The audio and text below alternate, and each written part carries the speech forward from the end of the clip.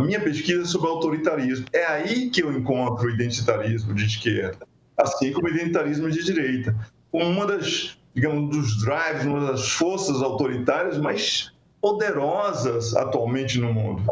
Quer dizer, há dois movimentos assim, muito fortes, se não eleitoralmente, um deles é muito forte eleitoralmente, o outro não é, mas ele é muito forte na ocupação da esfera pública, que são extremamente autoritários nesse momento e que preocupa muito os pesquisadores que estudam a erosão da democracia, a crise da democracia, etc., que é onde eu me coloco. E esses dois movimentos são a extrema-direita e o autoritarismo, e o identitarismo.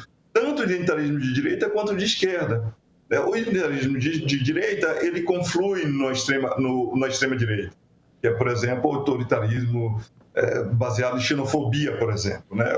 O anti-islâmico, que é muito comum na Europa, o medo do migrante, etc., que as pessoas de repente descobrem uma identidade nacional, ele é nacionalista e ele é muito poderoso em alguns lugares. Nos Estados Unidos também ele funcionou bem no MAGA, né? Ele se amalgamou bem no MAGA aí. E tem o identitarismo de esquerda, e tem, naturalmente, o resto da extrema-direita, e é um populismo autoritário. Estamos vendo o maior laboratório disso são os Estados Unidos de Trump, né? A democracia americana, tão bem consolidada, tão bem estruturada, com tantos mecanismos de contrapeso e de freio, né? Não está dando conta do autoritarismo trumpista. Imagine outras democracias mais frágeis, como elas sobreviveriam, né? Por exemplo, como a nossa, em determinadas circunstâncias, se tivéssemos ainda mais um segundo ou terceiro mandato da extrema-direita. E tem o identitarismo de esquerda. O identitarismo de esquerda, de alguma maneira, compartilha muitos dos elementos aí, né? Primeiro, ele é vitimista, a ideia de que nós somos uma minoria cercada de falanges de pessoas que querem nos destruir por todos os lados, é uma minoria sitiada, é uma minoria oprimida, historicamente subalternizada, etc. É um discurso vitimista. Você veja que esse discurso vitimista ele é tão interessante para produzir depois mobilização que ele é até incorporado pela extrema-direita, né? Bolsonaro agora está no modo vítima, né? Preso, resfolegando em agonia na cama, né?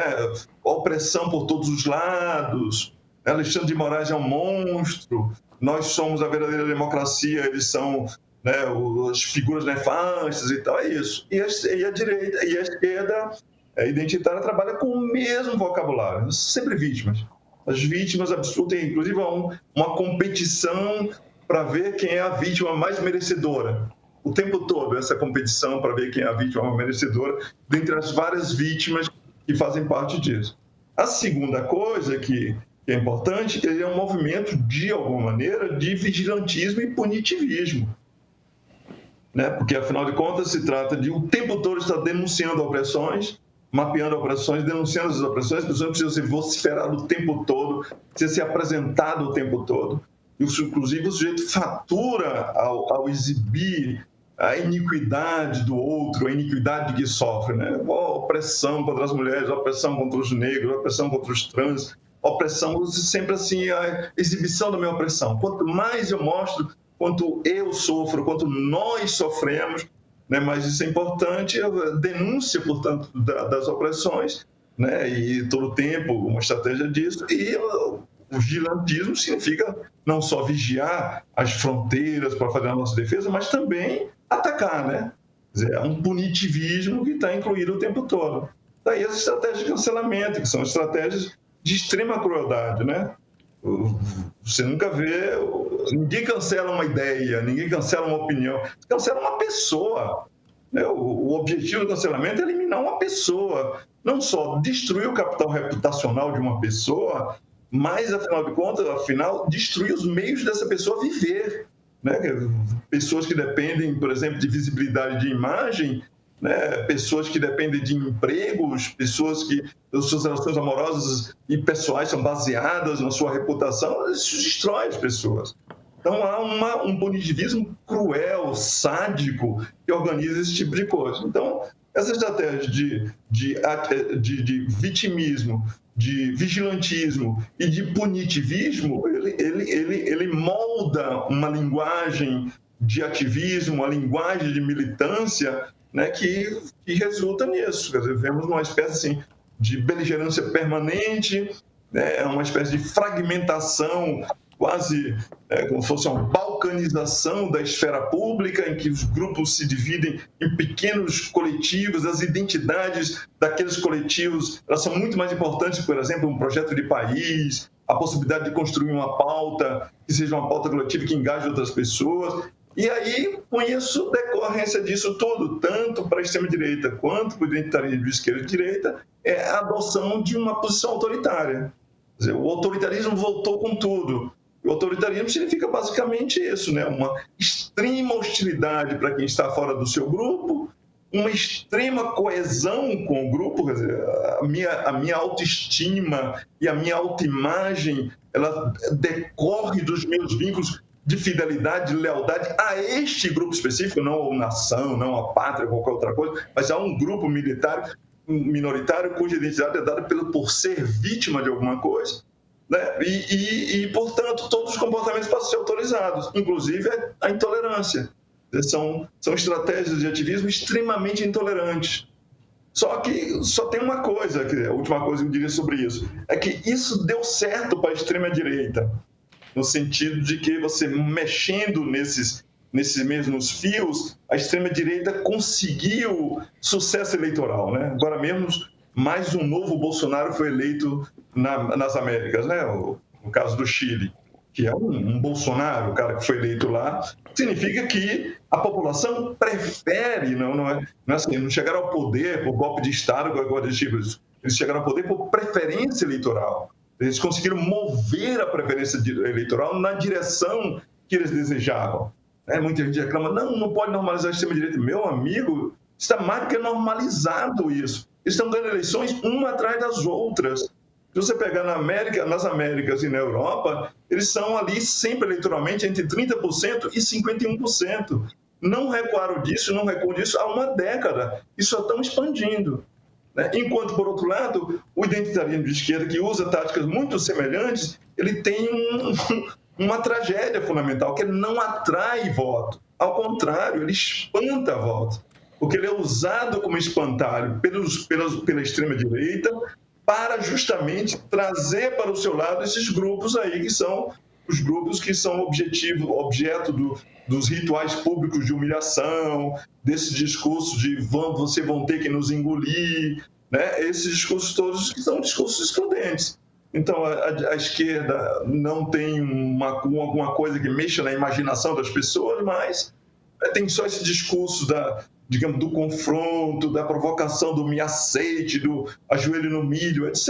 E isso espanta eleitores. Então, é um fracasso. Quer ver a diferença de êxito? Você compara a bancada de direita e extrema-direita do Congresso Nacional, sobretudo da Câmara dos Deputados, e a bancada identitária de esquerda. Né? Você vai ter 3, 4 votos ali, 3 ou 4 deputados, e você vai ter 150 do outro lado. As duas estratégias são estratégias absolutamente polarizadas, radicais, etc. Mas uma faz sucesso e a outra não faz sucesso. E eu, como sujeito progressista, faço essa provocação. Provocação não, que eu não gosto. Mas eu manifesto essa inquietação. Será que a esquerda e os progressistas não vão se dar conta nunca de que as suas táticas, as suas estratégias são um fracasso para os seus próprios propósitos? Né? Porque, afinal de contas, numa sessão legislativa na calada da madrugada, um conjunto de deputados ou de senadores pode destruir uma política pública que, digamos, a sociedade civil demorou décadas para conseguir, por exemplo. Professor, né? E democracia é isso. Pois não, Flávio. Eu queria só aproveitar essa frase para trazer um comentário de uma das nossas espectadoras, e que eu acho que é uma dúvida comum que as pessoas têm ao ouvir esse tipo de noção que o senhor está propondo, né? Que é a seguinte, ela fala, Itacara ou Itacara, não sei. Poderiam perguntar ao professor qual o limite entre identitarismo e a luta legítima contra a discriminação e as opressões estruturais? Eu acho que essa é uma dúvida que não é só desse espectador ou dessa espectadora e que vale a gente ouvir o senhor. Tem diferença de princípio e de tática. De tática, do ponto de vista da estratégia. A estratégia da luta, primeiro assim, em termos de princípio é bom ficar claro, você não pode ser progressista, você não pode ser de esquerda se você não luta contra opressões. Isso é da tradição da esquerda. A identidade da esquerda ou dos progressistas em qualquer lugar do mundo é dada pelo sujeito que não aceita a iniquidade, desigualdades que se tornem opressões, etc. Então, sempre houve. O feminismo começou agora com os identitaristas. O feminismo é uma luta de muito tempo e tem muita gente que lutou por isso, por direitos, por igualdade, por reconhecimento, etc. Tá? Então, a primeira coisa é essa. Então, não é uma novidade, porque não se pode lutar contra as opressões senão na gramática e na ideologia identitária. Falso, absolutamente falso. Os identitários que conseguiram muito sucesso em convencer os progressistas de que é assim, só existe esse meio. Não é verdade.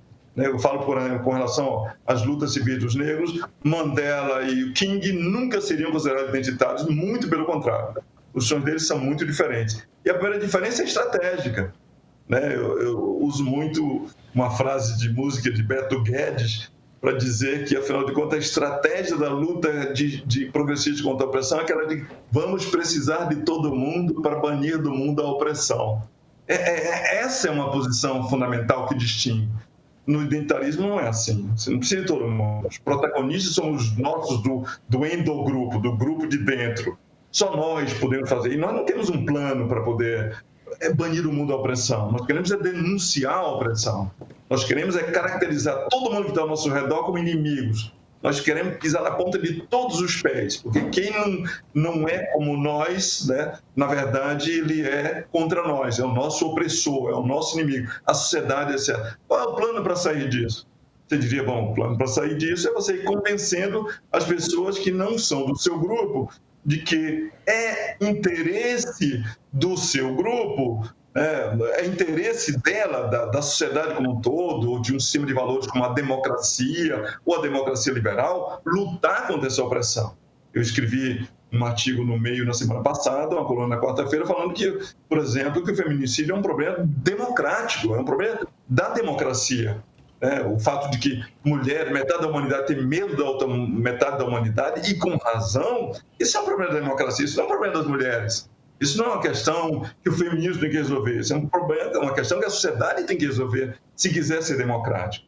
Tô sem fôlego, simplesmente fantástico. Isso se faz em vida, parabéns ao meio. Que maravilhoso, obrigado por essa obra-prima. É um deleite ouvi-la, grandiosa. Esses são só alguns dos comentários de quem já assistiu ao documentário Fernanda Montenegro, A Luz e o Mistério, no streaming do Meio. Uma conversa como você nunca viu, em que a maior atriz brasileira revisita quase um século de vida de palco. Ela conta da infância do subúrbio, da primeira visão da magia do teatro, da força do rádio, da TV, do cinema. Ao lado de Cora Rona e Ricardo Rangel, Fernanda abre o baú das amizades, das saudades e dos encontros que mudaram a sua história. É íntimo, é emocionante, é histórico. Se você ainda não assistiu, o filme está disponível exclusivamente para assinantes do Meio Premium no nosso streaming. Além dessa produção incrível, nosso catálogo conta também com séries e documentários que você só encontra aqui. Assina, assista e viva esse encontro com Fernanda Montenegro.